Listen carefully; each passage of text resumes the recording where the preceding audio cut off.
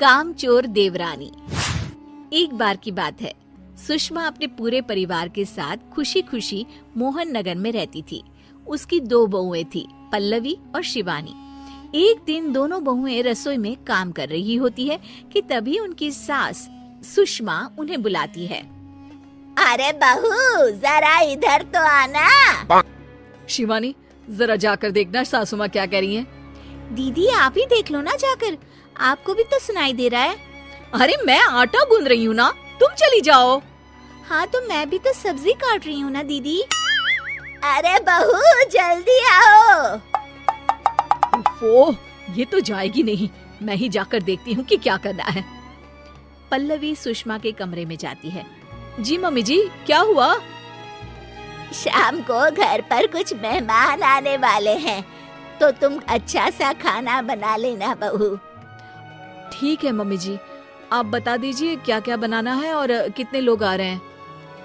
सुनील की मौसी जी और उनका पूरा परिवार आ रहा है। कुल मिलाकर 3 लोग और हमें मिलाकर हुए 9 लोग। तो अभी से ही तैयारी करना शुरू कर दो। और हाँ, घर की सफाई भी कर देना, हाँ अच्छे से। जी मम्मी जी, सब काम हो जाएगा, आप चिंता मत कीजिए। पल्लवी शिवानी को घर में मेहमान आने वाले हैं इसके बारे में बताती है। क्या 9 लोगों का खाना बनाना होगा, घर की सफाई करनी है? बाप रे, सासू माँ ने तो हमें घर की नौकरानी ही समझ कर रखा है। ऐसा नहीं बोलते शिवानी, हम इस घर की बहू हैं और घर के काम करना हमारा फर्ज है। दीदी तो है ही सासू माँ की चमची, जब देखो सासू माँ सासू माँ। मैं तो इतना सारा काम नहीं करने वाली। शिवानी कपड़े लेकर गमला साफ कर रही होती है और चक्कर आने का नाटक करने लगती है। मेरा सर चकरा रहा है। तभी वहाँ पल्लवी और सासू माँ जाते हैं। अरे बहू, क्या हो गया तुम्हें? मम्मी जी, बहुत तेज सर में दर्द हो रहा है। तुम एक काम करो शिवानी, आराम कर लो। नहीं नहीं दीदी, घर में मेहमान आने वाले हैं, मुझे आपकी मदद करनी चाहिए। अरे कोई बात नहीं शिवानी, तुम आराम कर लो, मैं सब काम कर लूंगी। ठीक है दीदी, अगर आप इतना कह रही हैं तो आराम कर लेती हूँ। शिवानी आराम से अपने कमरे में मैगजीन पढ़ रही होती है। इसे कहते हैं आराम की जिंदगी। इतना सारा काम। चलो सारा काम खत्म हो गया, शिवानी को देख आती हूँ। शिवानी अपने कमरे में ईयरफोन में गाने सुनते सुनते सो जाती है और उसके साइड में मैगजीन भी रखी होती है। पल्लवी वहाँ आ जाती है और वो सब देखती है। ओहो, तो मतलब सब काम चोरी का बहाना था। अभी बताती हूँ इसको। घर का सारा काम मुझे करना पड़ा और ये महारानी यहाँ मैगजीन पढ़ रही है, गाने सुन रही है। पल्लवी रसोई से एक प्लेट और चम्मच लेकर आती है और शिवानी को थाली बजाकर उठाने लगती है। शिवानी अचानक से उठती है। उठ गई महारानी, गाने भी सुन लिए, मैगजीन भी पढ़ ली। तुम तो बहुत बड़ी झूठी निकली शिवानी। तुमने सर दर्द का बहाना बनाया ताकि काम करने से बच सको। हाँ बनाया बहाना, तो क्या करती, इतने सारे काम करती। मुझे कोई शौक नहीं है चापलूसी का। क्या चापलूसी? तुम्हें लगता है कि मैं सारे काम चापलूसी के लिए कर रही हूँ?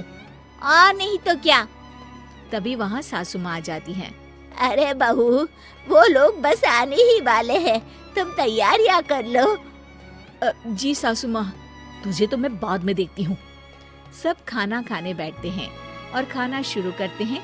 तभी सुनील की मौसी बोलती है। वाह भाई वाह, खाना तो बहुत ही अच्छा बना है सुषमा जी, एक एक चीज में क्या स्वाद है। ये सुनकर शिवानी मुंह बना लेती है। उसे अपनी जेठानी की इतनी तारीफ रास नहीं आती। आपकी बहुएं तो बहुत ही अच्छा खाना बनाती हैं। हाँ बनाती तो दोनों ही अच्छा है, पर आज ना ये सारा खाना बड़ी बहू ने बनाया है। छोटी बहू की तबीयत ठीक नहीं थी, सो इसलिए। मानना पड़ेगा सुषमा जी, आपकी बड़ी बहू तो बहुत ही गुणवान है। पल्लवी की तारीफ सुनकर शिवानी को जलन होती है। पल्लवी ये सुनकर खुश हो जाती है और शिवानी की तरफ देखकर उसे चिढ़ाती है। कुछ देर बाद मेहमानों के जाने का वक्त हो जाता है। मौसी जी सबके लिए उपहार लाई होती है। वो सबको शगुन के पैसे देती हैं और अंत में पल्लवी के पास आती है। तुम्हारे लिए शगुन का लिफाफा तो है ही, पर बहू तुम्हें एक और उपहार भी मिलेगा इतना अच्छा खाना बनाने के लिए। मौसी अपने सोने के कंगन निकालकर पल्लवी को पहना देती है। ये लो, ये मेरे मनपसंद कंगन है, अब से ये तुम्हारे हुए। धन्यवाद मौसी जी। ये देखकर शिवानी तो पूरी तरह से जल जाती है और गुस्से से रसोई में चली जाती है। तभी वहाँ पल्लवी आ जाती है और उसे अपने कंगन दिखाने लगती है। देवरानी जी, अब आपका सर दर्द ठीक तो है ना? मुझे लगता है कि अब सर दर्द शुरू हो गया होगा आपका।